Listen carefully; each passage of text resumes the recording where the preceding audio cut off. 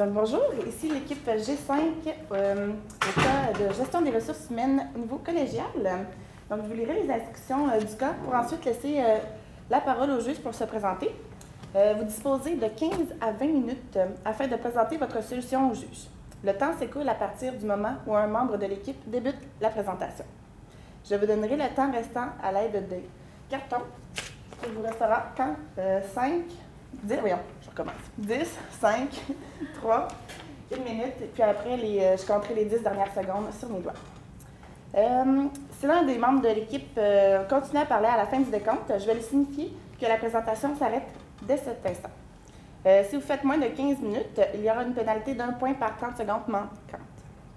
Donc, notez que la période de questions, aucun décompte va être là, mais dès que ça va faire 5 minutes, je vous laisse finir votre réponse, puis après ça, on termine. Donc, je vais laisser les juges se présenter. Bonjour, moi c'est moi dans le fond, le papa à Champagne et l'esprit famille dans le fond assez développé. Annie Camus, donc professeure ressources humaines à l'École des sciences de la gestion à l'UQAM. Bonjour, Anne Jobin, conseillère en ressources humaines pour le groupe d'ISPU local. Donc, pour débuter, les ressources humaines, c'est un partenaire stratégique. Ça amène une valeur achetée à l'entreprise. C'est pourquoi c'est important de vraiment motiver nos employés, puisque c'est eux qui ont le premier contact avec nos clients, c'est eux qui créent la relation client. Ça, c'est un point très important pour une entreprise. Donc, c'est pourquoi, comme je viens de dire, de les motiver, puis c'est bon aussi pour la santé de l'entreprise. Donc, mon équipe, Gabriel Trudeau et moi-même, Vanessa Lizotte, nous sommes U-Management. Je passe la parole à Gabriel. Donc, on va commencer par quelques faits saillants. Donc, c'est une entreprise qui est familiale, qui a été créée en 2013, donc c'est une toute nouvelle entreprise. Il y a un déménagement qui est prévu en 2015 pour se rapprocher des grandes villes, donc avec un plus de clients potentiels. Les produits qui sont offerts, c'est la crème glacée, le trempage au chocolat et une grande variété de bonbons. Il y a aussi des services d'événements, soit les bars à bonbons dans les mariages, les animations de fêtes d'enfants avec la mascotte et aussi avec un bar à bonbons aussi. L'agenda, dans le fond, c'est que un principe fondamental en ressources humaines, c'est le PODC. Donc, notre présentation est basée sur ça. La planification, tout d'abord, ça va être avec le mandat et l'analyse. Ensuite, avec l'organisation, nous allons y aller avec nos stratégies et les implantations de celles-ci. Notre direction qui va être plus le côté motivation et leadership. Pour conclure avec le contrôle, avec l'évaluation et la conclusion. Pourquoi avec notre mandat? Donc, c'est élaborer un plan d'action stratégique pour recruter des employés qualifiés et responsables et ainsi avoir une bonne manière d'effectuer une rétention efficace du personnel. Si je vais avec l'analyse interne, donc les forces de votre entreprise, c'est la culture organisationnelle qui est très familiale, donc c'est vraiment quelque chose qu'on a trouvé qui était super intéressant. Il y a les avantages concurrentiels que vous offrez aux consommateurs, soit la mascotte et la diversité de produits et services, puis aussi le côté avec vos deux filles plus jeunes qui ont une bonne relation avec les clients, donc c'est quelque chose qu'on trouvait vraiment bien. Il y a le sentiment d'appartenance aux employés, avec le côté familial, c'est une des forces. Les défis, c'est plus qu'il y a un manque de structure organisationnelle, donc un manque d'encadrement, ce qui laisse un laisser-aller du côté des employés, donc ils textent pendant leur heure de travail, ils peuvent aller sur les réseaux sociaux, donc c'est quelque chose qu'on va plus travailler. Et les difficultés dans le recrutement, comme on a dit, surtout avec le déménagement, il va falloir recruter beaucoup, et la rétention des employés. Il faut garder ceux qu'on a présentés. Pour l'analyse externe, les opportunités, le nouveau marché avec le déménagement qui a 7 fois plus d'habitats, donc c'est une grande opportunité, et qui va avoir aussi beaucoup plus d'achalandage vu qu'on va être dans un centre commercial, donc les zones boutiques vont attirer des clients, les bureaux qui vont être proches et l'hôtel à proximité. Les menaces sont plus la concurrence directe, soit les autres concurrents dans le même domaine de service, soit Chocolat Favori, qui ont une grande notoriété et une grande expérience. Il y a aussi les concurrents qui sont plus indirects, ça c'est plus pour les employés. Donc les employés ont la possibilité d'aller travailler ailleurs, surtout les jeunes ou les étudiants pour les emplois d'été. Donc c'est quelque chose qu'il va falloir travailler. Et la main-d'œuvre qui est vieillissante. Je sais maintenant la parole à ma collègue Vanessa. Donc, pour regarder qu'est-ce qu'il y a des problématiques, on en a identifié 3 majeures. Donc, la première qui nous a vraiment sauté aux yeux, c'était le manque d'encadrement. Donc, les employés, ils textent pendant leurs emplois. On veut vraiment plus encadrer ça. Je ne vais pas le dire tout de suite, qu'est-ce qu'on va faire.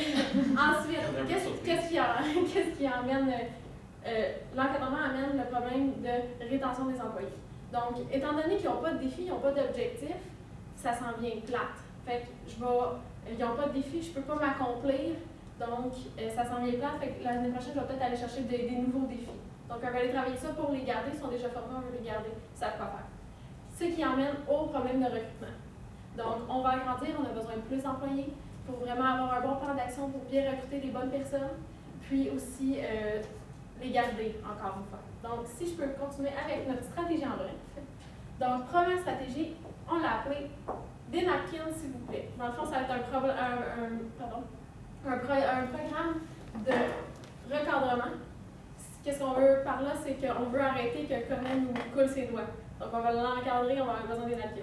Ensuite, garder au frais. Qu'est-ce qu'on veut? C'est la rétention des employés. On veut les garder au frais avec nous. Ils savent qu'est-ce qu'ils ont à faire. On veut les garder avec nous. Pour, finalement, des nouvelles saveurs. On va aller chercher un programme de recrutement personnalisé pour vous. Puis, ça va amener des nouvelles saveurs à l'entreprise. Puis, ça va être aussi un avantage pour vous. Donc, pour qu'est-ce qui est de la première stratégie, des napkins, s'il vous plaît. Donc, on le sait aussi par rapport à la stratégie bifactorielle qu'il y a des éléments d'hygiène qui peut juste amener la satisfaction à l'employé. Donc, ça ne motive pas, mais ça le satisfait. Dans ça, on a le Wi-Fi, les rabais, puis on a identifié d'autres choses, les salaires, les conditions de travail, la sécurité d'emploi. Ça, c'est qu'est-ce qui peut juste satisfaire un employé. Mais qu'est-ce que nous, on veut faire? On veut essayer de les motiver. Étant donné que la motivation, c'est quelque chose qui est intrinsèque, on ne peut pas le motiver un employé, mais on peut favoriser à la motivation au travail. Donc, pour qu'est-ce qui est de la motivation au travail, qu'est-ce qu'on veut vraiment axer dessus? C'est la culture organisationnelle, l'aspect familial. Donc, on veut vraiment aider nos employés à s'accomplir. On veut être capable de dire, c'est beau, tu as fait un bon coup, on les reconnaît dans leurs actions. Puis aussi, l'ambiance de travail familial, on l'a dit, ça fait partie de la famille. Puis, si on travaille avec vous, on veut faire partie de la famille aussi, évidemment. Donc, pour qu'est-ce qui est plus l'implantation de cette stratégie-là? On veut faire des descriptions de tâches. Vraiment, savoir pour enligner nos employés, qu'est-ce que je dois faire dans les périodes plus mortes de mon chiffre de travail. Donc, on veut vraiment établir ça, ça va être clair et précis. Ils ont des responsabilités à faire. Que ce soit laver les comptoirs, les présentoirs, repasser la mop, vraiment tout clarifier ça pour qu'ils finalement aient des responsabilités puis qu'il y ait tellement toujours quelque chose à faire qu'ils reviennent au travail, ça a passé vite, c'était le fun. Tandis qu'on sert un client, on s'assoit en texte, c'est peut-être plus long, le temps passe moins vite. Ensuite, qu'est-ce que ça va faire, ça? On va leur donner des responsabilités, bien, ils vont se sentir importants, ils vont sentir qu'ils font une différence à l'entreprise. Puis ça, c'est important en tant qu'humain, de se sentir différent, de se sentir valorisé. On trouvait que c'était un point très important. Puis, tout ça, ça va faire que ça va favoriser la motivation. Donc, on va vraiment créer une ambiance favorisant la motivation. Comme je l'ai dit plus tôt, on ne peut pas les motiver, mais on peut favoriser une ambiance de motivation. Qu'est-ce qui est pour les gestions des attentes? Donc, on veut que nos employés sachent à quoi on s'attend d'eux. Donc, on veut vraiment établir des objectifs et des défis. Des défis aussi, c'est une tendance en 2015 dans les ressources humaines de vraiment leur mettre des défis pour qu'il y ait comme un petit challenge à aller travailler. Puis, ça va leur favoriser la motivation. Donc, les objectifs clairs, des défis clairs. Puis, récompense, on va les récompenser. Ça ne sert à rien de récompenser un employé avec de l'argent, puisque c'est pas ça qu'on recherche. On cherche à être heureux. Donc, on veut les récompenser avec la culture organisationnelle. Donc, l'accomplissement de soi, la récompense, puis juste être capable de dire bravo, je suis fière de toi, tu as fait un bon coup, encore l'ambiance de famille. Finalement, pour qu'est-ce qui est des attentes, on va vraiment mettre en place un programme d'évaluation des compétences et des talents. Parce qu'on a des employés qui sont bourrés de compétences, sont bourrés de talents, sont peut-être juste pas à la bonne place. Il n'y a pas de pas bons employés, il n'y a juste pas des bons profils pour certains postes. Donc, qu'est-ce que ça va donner ça, établir cette évaluation-là? Ça va être vraiment pour mieux connaître les employés, leurs forces, leurs faiblesses, sur quoi ils peuvent travailler. Ensuite, ça va faire qu'on va mieux les positionner dans l'entreprise. Si on a un grand garçon jeune qui est à la caisse et qui tourne ses doigts, ben on peut peut-être l'envoyer, il regarde, il va vider les vidanges, il va se sentir plus à sa place, il va plus sentir qu'il apporte quelque chose à l'entreprise. Puis aussi, qu'est-ce que ça va faire? Ça va être une situation gagnante-gagnante parce que cet employé-là va sentir qu'il s'accomplit, puis il va être juste plus performant dans ce qu'il aime faire. Donc, ça va être une situation gagnante-gagnante dans ce point-là. Ensuite, qu'est-ce qui est des objectifs qu'on veut avec cette stratégie-là? On veut vraiment l'encadrer avec, genre, leur donner des objectifs, des responsabilités. Tu dois faire ça. Ensuite, ça va les mobiliser parce qu'ils vont tous avoir un objectif commun. OK, on a ça à faire, let's go, gang. On y va ensemble, on va être mobilisés, on va favoriser la motivation, comme j'ai dit depuis le début. C'est vraiment ça qu'on veut viser. Puis, on va finalement garder nos employés parce qu'ils vont être fiers d'être là. Ils vont vouloir venir. Les avantages de ça, c'est qu'on va mettre de l'avant la culture organisationnelle, donc l'aspect familial. C'est vraiment important, on veut garder ça, même si on s'en va pour s'agrandir. C'est vraiment partie de là. C'est le noyau qu'on veut garder. On va vraiment favoriser une ambiance de travail aussi qui est familiale aussi, qui est motivateur. On va transformer nos employés, on va les rendre fiers, on va les rendre loyaux à l'entreprise. Puis aussi, on va faire une gestion des talents. Parce que ça coûte bien moins cher garder un employé, juste le mettre à sa bonne place, que le perdre puis engager quelqu'un d'autre. Donc, c'est vraiment sur ça qu'on veut miser. Pour qu'est-ce qui est la deuxième stratégie? Garder au frais. Donc, on veut garder au frais nos employés, on veut les garder avec nous. On veut faire une gestion de transparence parce que c'est très important pour l'entreprise. Elle va déménager, elle va changer d'emplacement. Il faut être transparent avec nos employés puis leur dire, regardez, c'est la réalité, on va déménager et on veut vous garder. Vous étiez là depuis le début, vous êtes formés, vous êtes compétents, je veux vous garder avec nous. Donc, on va vraiment leur dire les raisons du déménagement. On va s'informer sur les employés. Comment ils se sentent? Ils sentent-tu? Comment ils se sentent? Est-ce qu'ils se sentent mal? Est-ce qu'ils veulent les suivre, mais ils n'ont peut-être pas d'auto pour les étudiants? Donc, on veut vraiment s'informer comment on peut faire pour juste les garder. Puis, ça va vraiment mettre en évidence l'importance des liens employé-employeur. Donc, encore le lien familial. Je suis là pour toi, tu es là pour moi. En gros, c'est ça. Je passe maintenant la parole à mon collègue Rémi. Pour ce qui est de la stratégie des nouvelles saveurs, on sait qu'il y a 3 nouveaux employés à ajouter pour le temps plein. On sait aussi qu'il y en a 5 pour le temps partiel, plus les saisonniers. Évidemment, l'été, il y a beaucoup plus de gens qu'on a besoin. Pour ce qui est du temps plein, les emplois qui sont offerts, c'est au niveau du service à la clientèle. On cherche des personnes qui vont être qualifiées, qui ont de l'expérience de travail. On ne veut pas nécessairement des étudiants. On a besoin d'avoir des gens qui savent ce qu'ils font. Évidemment, il y a des possibilités d'avancement pour poste de gérant par la suite. C'est des gens qu'on va rejoindre avec des médias plus traditionnels. On a pensé à LinkedIn, les journaux locaux, les sites d'emploi comme Jobbo. Pour ce qui est des temps partiels, les saisonniers, on sait que c'est généralement des gens plus jeunes. On vise surtout la génération C, les 12-24 ans. C'est des gens qui sont créatifs, qui cherchent la communication et la collaboration. Donc, ces gens-là, on les joint par les médias sociaux, parce qu'on sait, évidemment, ils sont toujours là-dessus, et par les institutions scolaires, du fait que, généralement, c'est des étudiants. On cherche à faire du sens, il y a une continuité. Dans les nouvelles saveurs, ce qu'on veut vendre par-dessus tout, c'est la marque employeur. Pourquoi c'est intéressant de travailler avec vous? Donc, ce qu'on met de l'avant, autant pour le temps plein que le temps partiel, c'est de se dire qu'est-ce que j'ai de plus à travailler pour vous que d'aller travailler ailleurs. Pourquoi je vais chez vous au lieu d'aller chercher le compétiteur? Autant qu'on va vouloir vendre nos produits de cette façon-là, on va vouloir vendre nos postes dans notre entreprise de cette façon-là. Pour ce qui est des temps pleins, vous allez voir, c'est juste une façon différente de le présenter. Les temps pleins, ce qui est l'importance capitale, c'est de montrer la description de poste. Étant donné que c'est des gens qui ont de l'expérience, ils veulent savoir c'est quoi les défis qui sont à relever. En ayant une description de poste qui est claire, ils savent les tâches qu'il y a à accomplir, le genre de personne que vous recherchez. Donc, évidemment, les profils recherchés, ça va avec ça. Pour finalement arriver avec les avantages. Qu'est-ce qu'il y a de plaisant à travailler là? L'ambiance de travail qui est particulière, qui est complètement différente des compétiteurs. Les opportunités qu'il y a au sein de l'entreprise, les possibilités d'avancement, le dépassement de soi, parce qu'on veut, comme on disait plus tôt, on veut créer des défis pour les employés pour qu'ils puissent à chaque jour dire qu'est-ce que j'ai fait de plus pour l'entreprise, qu'est-ce que j'ai fait moi qui fait que cette entreprise-là va plus loin. Pour ce qui est des temps partiels, de saisonniers, on y va avec l'inverse. Étant donné que ça va être beaucoup des étudiants, on veut mettre d'avant plus les avantages. Pourquoi c'est plaisant de travailler ici? Parce que tu as déjà un impact sur une société. Tu as des responsabilités. Donc, tu n'es pas juste un emploi étudiant, là, tu vas être caissier, puis merci, tu ramasses l'argent pour nous. On veut pousser plus loin pour que chacune des personnes, que ce soit n'importe qui, étant donné que c'est une famille, tout le monde a l'importance. Il n'y a pas des plus petits joueurs, c'est une chaîne qui va ensemble. Par la suite, quand on a démontré les avantages, les impacts, les responsabilités qu'ils ont, leur développement de compétences qui sont possibles, parce qu'évidemment, il y a des gens plus expérimentés qui sont déjà en poste. On veut montrer les profils qui sont recherchés, ça va de soi, parce qu'on ne veut pas engager n'importe qui. On va montrer la description de poste et de tâches, parce que ça va de soi aussi. Il faut qu'ils sachent qu'est-ce qu'ils vont faire.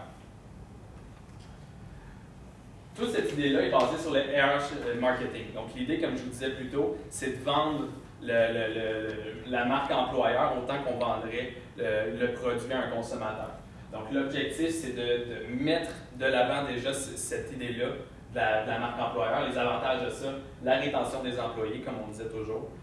Parce que s'ils sont fiers de travailler pour vous, s'ils sont fiers de ce qu'ils accomplissent eux aussi en tant que personne, ils vont vouloir rester là. C'est juste motivant. Évidemment, aussi, on va chercher du personnel qualifié parce qu'on fait passer dans un certain filtre. On se dit, on va chercher des gens qui veulent le défi qu'on leur offre, qui ont les qualités qu'on demande et qui sont d'accord avec les tâches qu'on demande aussi à faire. Pour ce qui est de la direction, après, tout ce qui est motivation, leadership, comme on dit, on parle beaucoup de culture organisationnelle. C'est important le fait que ce soit une entreprise familiale. Ce qu'on veut créer, c'est que vos filles deviennent des leaders positifs. On veut que ces personnes-là soient les modèles, autant pour les employés qui sont là à temps plein, à temps partiel, que les employés qui sont là de façon saisonnière. On veut que s'il y a une référence, ce ne soit pas nécessairement juste vous qui soyez là, mais qu'il y ait aussi vos filles qui soient là en exemple toujours. Donc, on veut que vos filles puissent aussi donner la reconnaissance, de pouvoir démontrer que oui, tu t'accomplis, tu fais quelque chose de plus, tu donnes plus à l'entreprise. Ça m'aide moi, ça aide mon père, ça aide l'entreprise au complet. Évidemment, ça aide les autres employés aussi parce que c'est une culture, tout le monde est ensemble dans cette aventure-là. Et ça favorise évidemment aussi l'ambiance de travail. Ce qui est très important aussi pour la motivation, le leadership positif, c'est de démontrer qu'on veut plutôt du savoir-être que du savoir-faire. On cherche des individus qui ont des compétences particulières et non juste des travailleurs qui sont capables, comme je vous disais, ramasser de l'argent, merci, bonsoir. Ce qui amène évidemment au développement de compétences, de leur montrer qu'on est capable de les faire. Non seulement eux nous aident, mais nous on les aide après ça à devenir des meilleures personnes.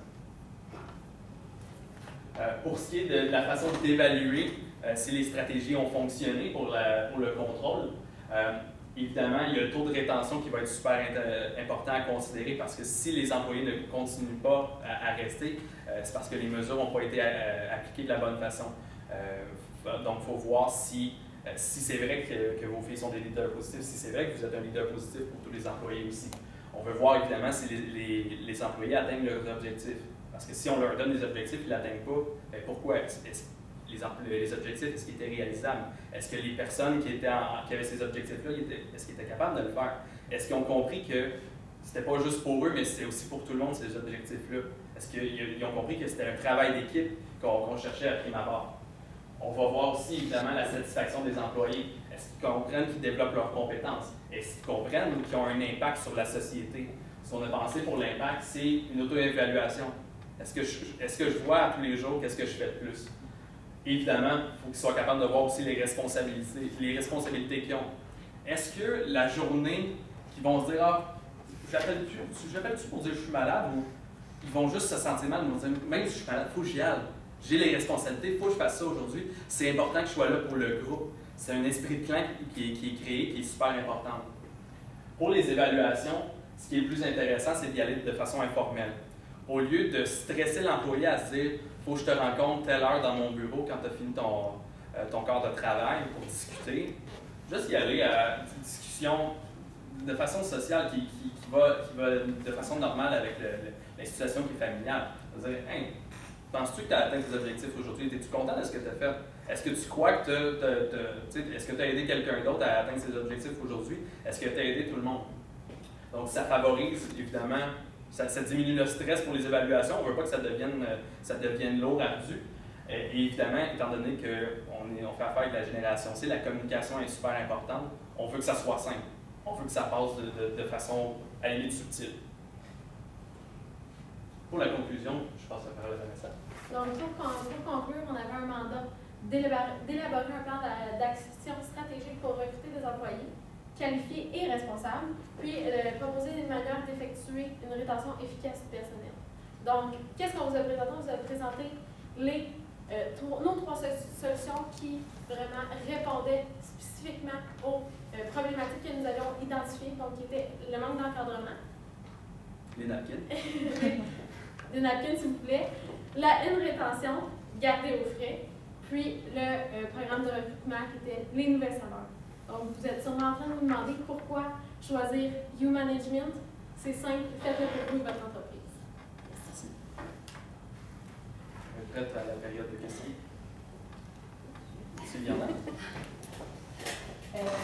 Dans la section des napkins, s'il vous plaît, vous avez parlé je comprends que c'est vraiment un plan d'encadrement, puis vous voulez axer sur la gestion des attentes, puis vous avez dit, et je cite, que les récompenses en argent, ça ne servait à rien, que c'était mieux peut-être d'axer sur des récompenses plus informelles. Avez-vous des exemples de choses qui peuvent être faites là, qui pourraient justement... Des exemples de récompenses? Oui, mais plus de type, si vous mettez de côté tout ce qui est récompense en argent, quel genre d'autres idées vous avez? OK, bien, c'est le fait de prouver que ça a un impact. Donc, en lien avec la gestion de transparence, c'est de montrer que chaque fois que quelqu'un remplit une tâche qui amène quelque chose de plus, ça sert.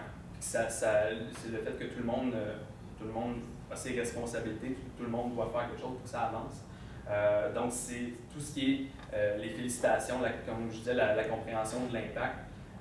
Parce que c'est pas nécessairement que ça sert à rien le salaire, ça va de soi, là, mais c'est très, très temporaire, ça donne rien à long terme.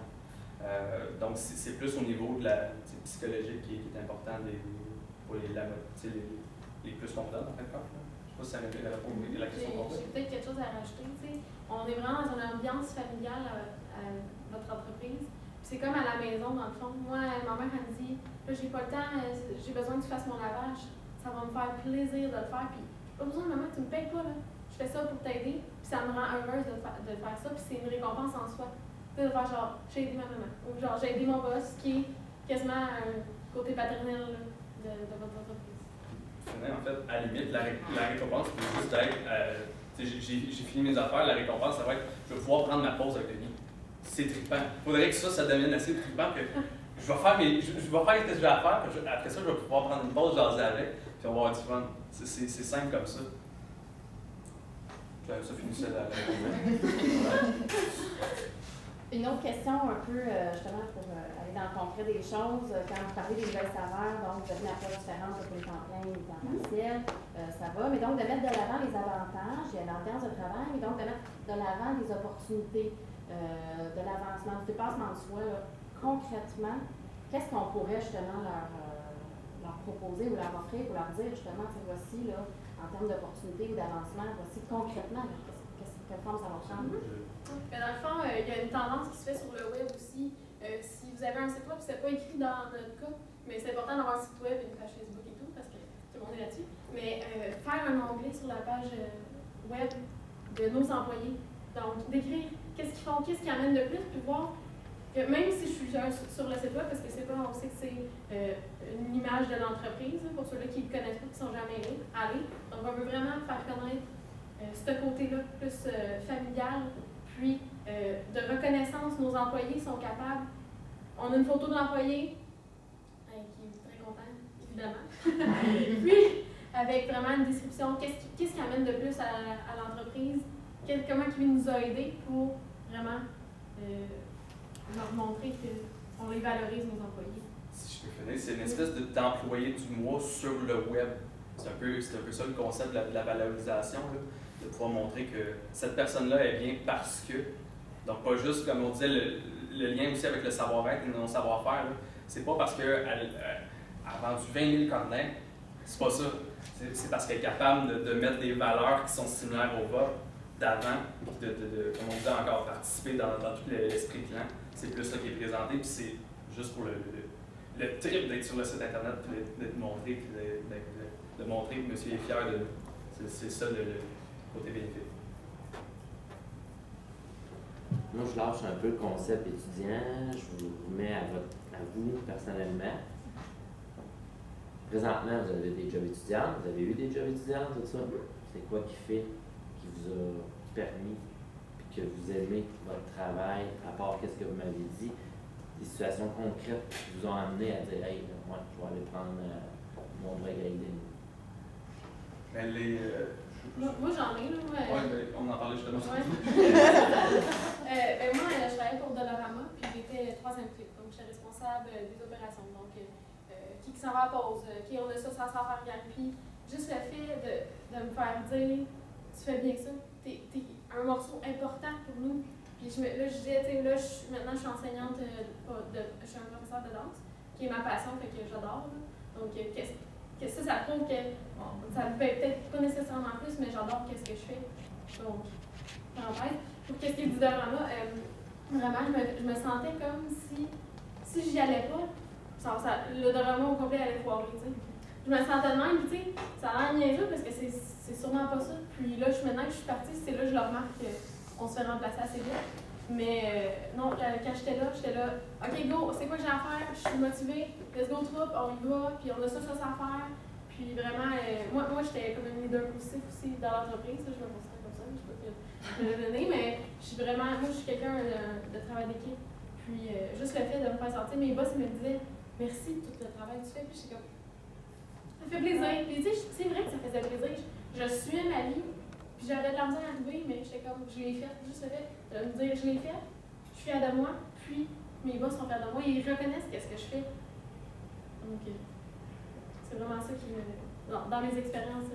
Parce que c'est ça, il y a beaucoup de... Moi, je discute avec d'autres employeurs, puis tout, que en commerce, on se parle, puis des fois, la génération plus jeune, on pense qu'ils n'aiment pas avoir des compliments, mais tu nous confirmes encore qu'est-ce que moi, je valorise, que... Le compliment, le merci, la petite tape dans le dos. C'est vraiment ça qui fait la Ouais, différence. c'est vraiment ça. Puis moi aussi, c'était vraiment des expériences qui étaient similaires, tu sais, de faire dire, t'es important pour nous, bravo, on voit tous les efforts que tu fais, tout ce que tu accomplis, avoir une belle ambiance de travail, c'est sûr que ça l'aide. Tu sais, que les employés ne voient pas juste comme le dirigeant, puis vous donner les ordres, mais que vous êtes là avec eux, puis vous aider. C'est vraiment ça qui faisait la différence, moi, dans mes expériences de travail. Tout ce qui est enrichissement de tâches aussi, de se dire, je te fais assez confiance pour te laisser. Moi, j'ai expérience un peu dans votre genre, je travaille dans une entreprise familiale. Mon père, les premières fois qu'il me laissait être acheteur chez une compagnie, me dire, vas-y, t'es capable. Juste ça, de se dire, wow, tu sais, il est conscient des compétences que j'ai, il est conscient que nécessairement, je ne vais pas me mettre à faire n'importe quoi. Je sais qu'est-ce qu'il faut faire. Il y a une confiance à la limite qui est presque aveugle à se dire vas-y, t'es capable, puis on s'en reparlera quand la commande va être passée. Là. Je sais que ça va marcher. C'est pour ça que même dans la présentation, vous l'avez remarqué, c'est toutes des valeurs qu'on mettait de l'avant. C'est pour ça aussi qu'on spécifiait que la valeur monétaire, c'est pas que ça n'a pas de valeur d'avoir un salaire, c'est assez important. Il faut payer des factures. Mais c'est pas ça qui va. On est capable d'avoir un salaire, que ce soit un endroit ou un autre. C'est juste qu'il y a des places, c'est plus trippant de l'avoir ce salaire-là. Tout à fait. Merci. Ça terminera la période de questions. Je peux aller saluer les juges.